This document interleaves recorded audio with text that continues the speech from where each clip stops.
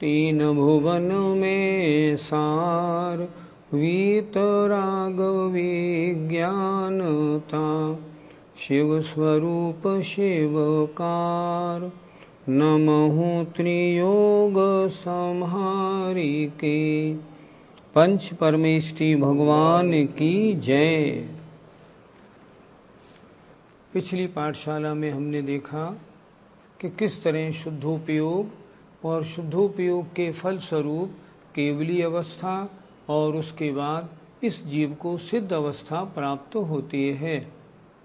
सिद्ध अवस्था में और कैसी अवस्था होती है, इसको इन 4 पंक्तियों में बताया है। निज माहि लोक आलोक गुण पर जाय प्रतिबिंबित थई, रही है अनंतानंत काल यथा तथा शिव परिणय। धन्य है जे जीव नर भव पाय, यह कार्य किया तिन्हि अनादि भ्रमण पंच प्रकार तजवर सुख लिया। निज माहि अपनी आत्मा में। सिद्ध अवस्था प्राप्त करने के बाद क्या होता है कि अपनी आत्मा में लोक और अलोक, इनमें समस्त द्रव्य अपनी गुण और पर्यायों सहित प्रतिबिंबित होने लगते हैं। अर्थात आत्मा में केवल ज्ञान प्राप्त हो जाता है तो समस्त लोक के द्रव्य और आलोक में जो आलोकाकाश है वो सब उस आत्मा में केवल ज्ञान के द्वारा प्रतिबिंबित होने लगता है। देखें, निज माहि सिद्ध अवस्था प्राप्त होने पर अपनी आत्मा में लोक और अलोक और उनके सारे द्रव्य अपनी गुण और पर्याय सहित प्रतिबिंबित होने लगते हैं। जैसे शीशे में हमारा आकार प्रतिबिंबित होता है, इसी प्रकार केवली भगवान उनको जानना नहीं चाहते, उनकी इच्छा नहीं होती, लेकिन समस्त द्रव्य अपनी अनंत गुण पर्यायों सहित उसमें एक साथ प्रतिबिंबित होते हैं। अपनी आत्मा में लोक और अलोक और उसमें विराजमान मौजूद समस्त द्रव्य अपने गुण और पर्याय सहित प्रतिबिंबित होने लगते हैं। और कब तक होंगे ये? रही है अनंतानंत काल यथा तथा। अब सिद्ध भगवान इस रूप में रहते हैं अनंतानंत काल तक, जैसे के तैसे। कोई एक पैसे भर जरा 0.01% भी चेंज नहीं होता। जैसे के तैसे वे अनंतानंत काल तक रहते हैं। शिव परिणये, मोक्ष में परम शुद्ध उनकी परिणति होती है। सिद्ध परमेष्टि अर्थात वह शुद्ध आत्मा जो सिद्धालय में विराजमान हो जाती है, बस अब ऐसी ही रहेगी अनंतानंत काल तक, इसमें कोई परिवर्तन नहीं होगा। रही है अनंतानंत काल। इस प्रकार लोक अलोक को प्रतिबिंबित करने वाली आत्मा के रूप में वे अनंतानंत काल तक रहेंगे, जैसे के तैसे रहेंगे। शिव परिणये, मोक्ष रूप परिणति वाले हैं। समस्त कर्मों से रहित अवस्था, परम सुख रूप अवस्था धारण कर ली है। धन्य धन्य है जे जीव, वे जीव धन्य हैं जिन्होंने नर भव पाय, मनुष्य भव पा करके यह कार्य किया है। क्या कार्य किया है? संसार का जो भ्रमण अनंतानंत काल से चल रहा था, उसको नष्ट करके सिद्ध पद जिन्होंने प्राप्त किया है, वे जीव धन्य हैं। फिर देखें, धन्य धन्य है जे जीव, वे जीव धन्य है जिन्होंने नर भव पाए मनुष्य भव पा करके यह कार्य किया है। क्या कार्य किया है? अष्ट कर्मों को नष्ट करके मोक्ष पद प्राप्त किया है। और तिन ही उन जीवों ने ही अनादि काल से चले आ रहे भ्रमण रूप जो 5 प्रकार अर्थात पंच परावर्तन रूप जो संसार भ्रमण था उसको तजी माने छोड़कर उत्तम सुख को प्राप्त किया है। अनादिकाल से द्रव्य क्षेत्र काल भव और भाव रूप परिवर्तन हमारा चल रहा है। जिन्होंने अब सिद्ध पद प्राप्त कर लिया उन आत्माओं का संसार भ्रमण पंच परावर्तन रूप भ्रमण समाप्त हो गया। तिन ही उन आत्माओं ने ही अनादिकाल से जो पंच प्रकार मतलब पंच परावर्तन रूप जो भ्रमण था उसको तज माने छोड़कर श्रेष्ठ उत्तम सुख को प्राप्त कर लिया है। इन्होंने अब मनुष्य पर्याय का अंतिम लक्ष्य प्राप्त कर लिया। फिर देखें, अपनी आत्मा में उन सिद्ध भगवानों के अपनी आत्मा में लोक और अलोक और लोक में मौजूद समस्त द्रव्य अपने गुण और पर्यायों सहित प्रतिबिंबित होते हैं। सब कोई द्रव्य और उसकी कोई पर्याय ऐसी नहीं जो सिद्ध भगवान की आत्मा में झलकती ना हो। और ऐसा रही है अनंतानंत काल यथा तथा। इसी प्रकार जैसे के तैसे वे अनंतानंत काल तक रहते हैं। शिव परिणये कल्याण रूप मोक्ष रूप परिणमन ही रहता है। परम शुद्ध उनकी आत्मा का परिणमन होता है। धन्य धन्य है जे जीव, वे जीव धन्य है जिन्होंने मनुष्य भव पाकर के यह कार्य किया है। अर्थात मुनि अवस्था धारण कर शुक्ल ध्यान रूपी अग्नि से कर्मों को नष्ट कर जिन्होंने सिद्ध पद प्राप्त कर लिया है वे जीव धन्य हैं। और उन जीवों ने ही अनादिकाल से जो 5 प्रकार के परिवर्तन रूप जो भ्रमण हो रहा था उसको छोड़ करके श्रेष्ठ सुख को प्राप्त कर लिया है। अंतिम लक्ष्य संसार समाप्त और मोक्ष की प्राप्ति, अशुद्धि समाप्त परम शुद्ध पद की प्राप्ति उन जीवों ने प्राप्त करके अब अनंत काल तक सुख में वे रहेंगे ऐसा पद प्राप्त कर लिया है। पंडित जी, केवल ज्ञान अन्य पदार्थों को जानता है या केवल ज्ञान में अन्य पदार्थ झलकते हैं? मति ज्ञान, श्रुति ज्ञान, अवधि ज्ञान और मनःपर्यय ज्ञान, ये 4 ज्ञान तो बुद्धिपूर्वक प्रयोग किए जाते हैं। इनके द्वारा जाना जाता है।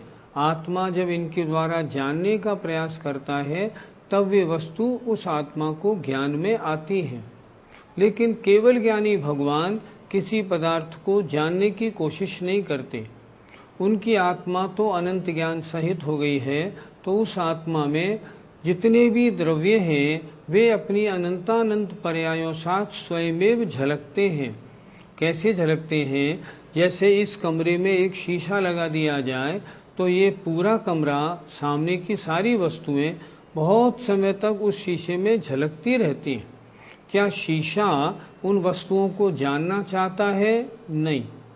शीशे का स्वभाव है जो भी वस्तु उसके सामने आएगी झलकेगी। उसी तरह संसार के समस्त द्रव्य अपने अनंतानंत गुण और पर्यायों सहित उसमें अपने आप झलकते हैं। मुख्योपचार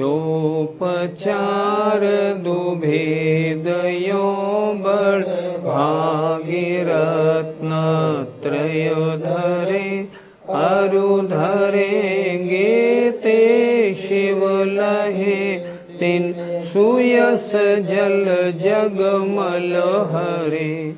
इमि जानि आलस हानि साहस ठानि यह सिखवादरो जब लो न रोग जरा गहे तब लो झटित निज हित करो।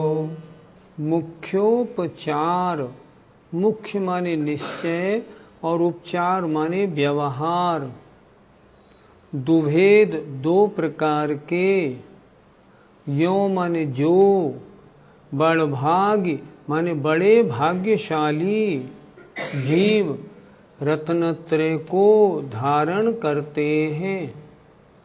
अर्थात इस प्रकार जो बड़े भाग्यशाली जीव निश्चय और व्यवहार भेद वाले, दो भेद वाले रत्नत्रय को धारण करते हैं, अरु धरेंगे और जो आगे धारण करेंगे, आगे ते शिव लहें, वे मोक्ष को प्राप्त करेंगे और उनका सुयश माने अच्छे यश रूपी जल संसार के जीवों के मल को हरण करेगा। क्या कह रहे हैं? इस प्रकार जो व्यवहार रत्नत्रय और फिर निश्चय रत्नत्रय को धारण करेंगे और फिर मोक्ष प्राप्त करेंगे, उनके बारे में लिखा है वे मोक्ष प्राप्त करेंगे और उनकी जो कीर्ति है और उनका जो गुणगान करेंगे, ऐसे संसारी जीवों के भी संसार मल अर्थात कर्म मल को नष्ट करेंगे।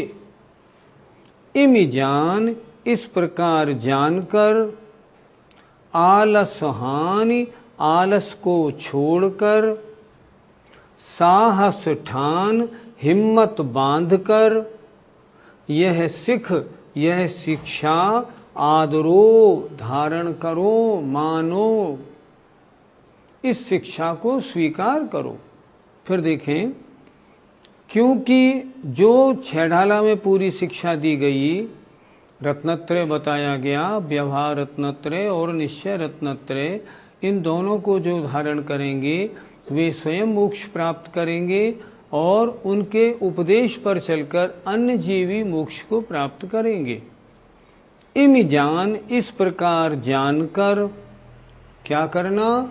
हमको भी उसी मार्ग पर चलना है। क्यों? हमारा लक्ष्य भी तो मोक्ष प्राप्त करना है। तो इस प्रकार जानकर, आलस को छोड़कर, साहस ठान, हिम्मत बांधकर, अपनी हिम्मत को बढ़ाकर, आत्मशक्ति को जागृत कर, यह सिख, इस शिक्षा को आदरो, आदर सहित स्वीकार करो। क्या शिक्षा है?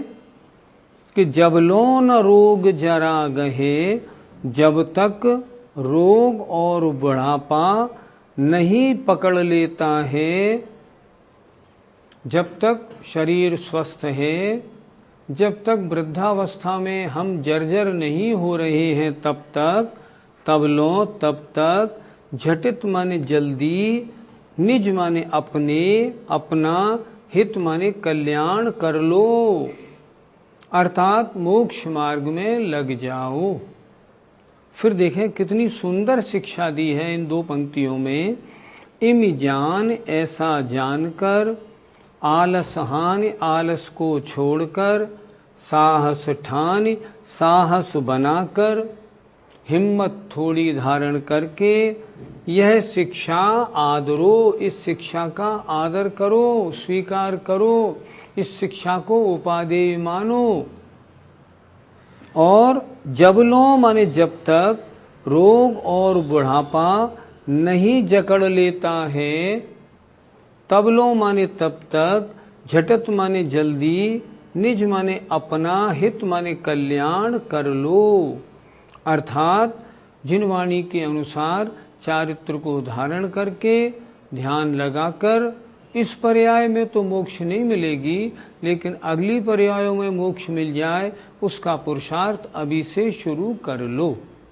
एक बार देख लें, मुख्य माने निश्चय, उपचार माने व्यवहार, निश्चय और व्यवहार, इस प्रकार दो भेद वाले रत्नत्रय को जो बड़े भाग्यशाली जीव धारण करते हैं और आगे धारण करेंगे वे मोक्ष प्राप्त करते हैं और उनका कीर्ति रूपी जल संसार के जीवों के मल को नष्ट करता है, पापों को नष्ट करता है।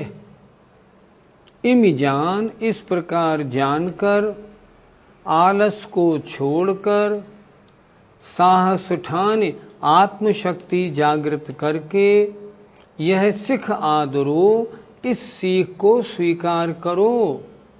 क्या सीख है कि जब तक रोग और बुढ़ापा नहीं जकड़ लेता है, जब तक मैं स्वस्थ हूँ और अभी मेरा शरीर जर्जर नहीं हुआ है, तब तक जल्दी से अपना आत्मा का कल्याण कर लो, अर्थात चारित्र को धारण करके और आत्म कल्याण में लग जाओ।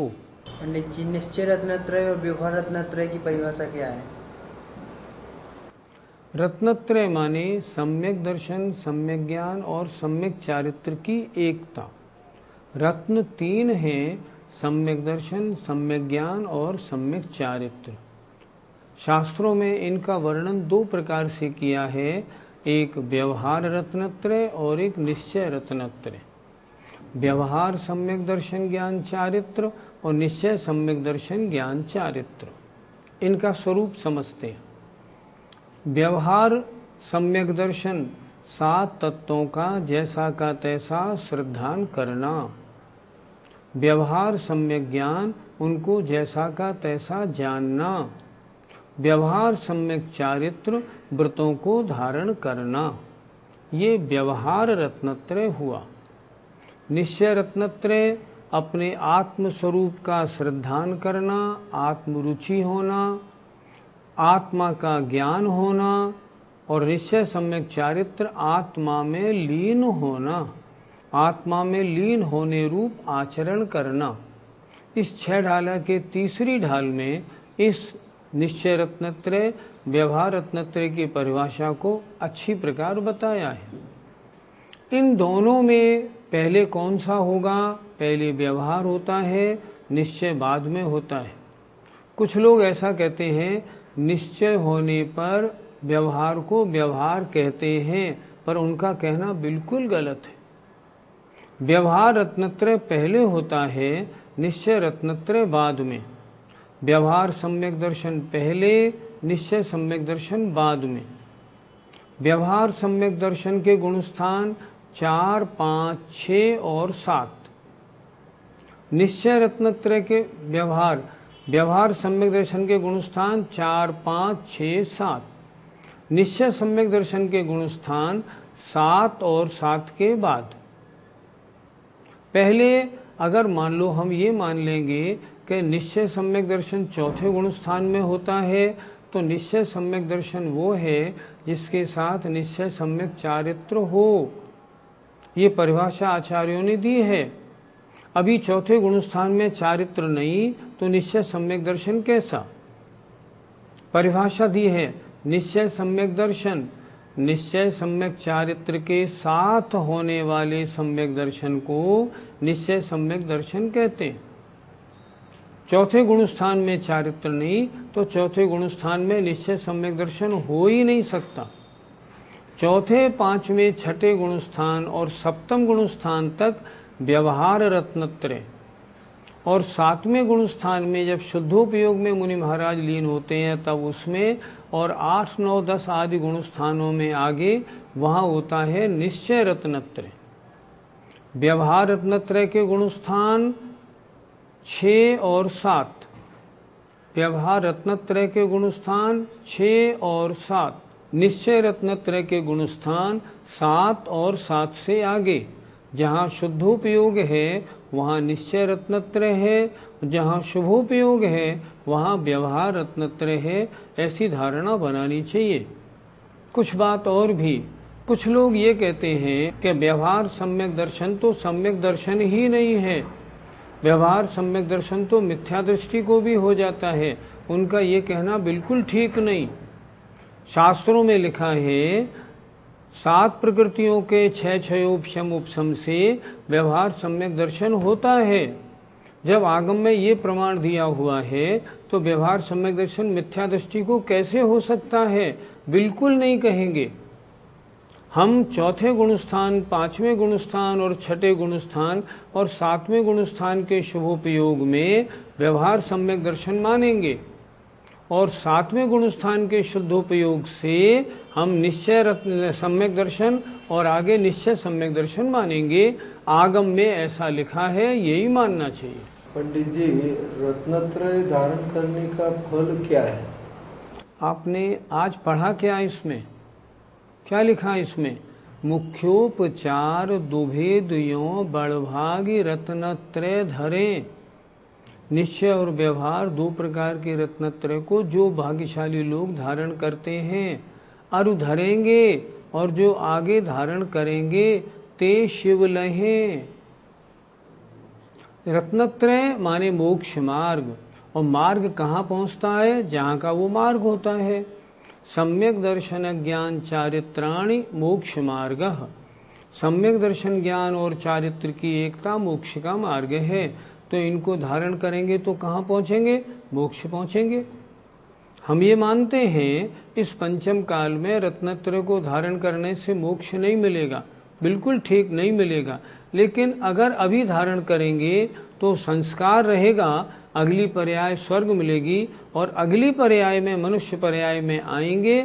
निश्चय से मुनि बन के शुक्ल ध्यान के द्वारा कर्मों को नष्ट कर मोक्ष जाएंगे। अगर रत्नत्रय धारण न करें, कुछ लोगों का कहना क्या है, मोक्ष तो होना नहीं, हम अभी शरीर को कष्ट क्यों दें? कष्ट क्यों दें? अगर कष्ट नहीं देंगे इसे तुम कष्ट मानते हो, मोक्ष के लिए पुरुषार्थ करने को हम कष्ट कैसे माने? कुछ लोग संलेखना धारण करने को बड़ा कष्ट मानते। एक अपने यहाँ एक ऐसी भी लोग हैं जो समाधि धारण नहीं करते। और समाधि धारण क्यों नहीं करते? समाधि धारण करने में बड़ा कष्ट होता है। अंतिम समय हॉस्पिटल में बिल्कुल शांति के साथ मरना अच्छा, ये बिल्कुल गलत धारणा है। अंतिम समय तो समाधि पूर्वक ही मरण करना चाहिए। अगर वो मरण नहीं हुआ तो समझना अभी सम्यक दर्शन है ही नहीं। दौलत राम जी ने इस छंद में हमें क्या शिक्षा दी है? पढ़ो ना इस छंद में। इस छंद में लिखा, बोलो। ओके। इस छंद में दौलत राम जी ने कहा है, हे भव्य जीव, बड़ी मुश्किल से तुमको ये मनुष्य पर्याय मिली है, उत्तम कुल मिला है, जिनवाणी सुनने को मिली है। जब तक तुम्हें बुढ़ापा नहीं जकड़ लेता, जब तक तुम्हारा शरीर निरोग है, जब तक तुम्हारी बुद्धि ठीक है, जब तक सब कुछ तुम्हारे अनुकूल चल रहा है, तब तक मोक्ष मार्ग में आगे बढ़ जाओ। अगर अभी नहीं बढ़ोगे तो कब बढ़ोगे? और हम और आप भी सोचें, इस जन्म में हमें सब तरह की अनुकूलता प्राप्त हुई है। आप सब लोग भी अच्छे खाते पीते अच्छे घर के लोग हैं। सारी अनुकूलता प्राप्त होने पर भी अगर हम मोक्ष मार्ग में अपना कदम नहीं बढ़ाएंगे तो कब बढ़ाएंगे? फिर कब बढ़ेगा बताओ? सोचो कितना भाग्य है अगर जैन कुल के अलावा अन्य किसी औरों के यहाँ पैदा हो गए होते तो मोक्ष मार्ग सुनने तक को नहीं मिलता। चलने की बात तो अलग। जैनियों में भी अगर दिगंबर की बजाय श्वेतांबरों में पैदा हो गए होते, तारण पंथियों में हो गए होते, तो भी मोक्ष मार्ग नहीं मिलता। बड़े भाग्य से दिगंबरों में पैदा हुए, और मैं तो कहता हूँ इतने भाग्यशाली हम हैं जो चतुर्थ कालवत आचार्य विद्यासागर जी महाराज के समय में हम लोग पैदा हुए हैं। हमें साक्षात दिव्य ध्वनि सुनने को मिल रही है। भगवान ने क्या कहा हम बार बार सुनने को मिल रहे हैं। अच्छे मुनियों की चर्या हमें देखने को मिल रही है। अगर इस सब को देख के भी अगर हमने कल्याण के लिए अपना कदम नहीं बढ़ाया, कब बढ़ाएंगे बताओ? लोग कहते हैं सम्यक दृष्टि तो बिरले होते हैं, हम सम्यक दृष्टि थोड़े ही हैं। मैं कहता हूँ हमारी गिनती बिरलों में ही तो है। आज पूरे विश्व में 7-7.5 अरब लोग हैं। आत्म कल्याण की भावना रखने वाले कितने लोग हैं? 10-5 हजार। और वे 10-5 हजार लोग जो है ना, वो बिरले हुए कि नहीं हुए? बिरले हुए। इसलिए दौलत राम जी की शिक्षा हमें स्वीकार करनी चाहिए। जब तक हमारी बुद्धि ठीक है, जब तक बुढ़ापा रोग ने हमें नहीं जकड़ा है, तब तक हमें संयम धारण करके, व्रतों को धारण करके मोक्ष मार्ग में चल पड़ना चाहिए। अन्यथा इस पर्याय के जाने के बाद फिर मनुष्य पर्याय कब मिलेगी, कुछ ठिकाना नहीं। जय जिनेन्द्र।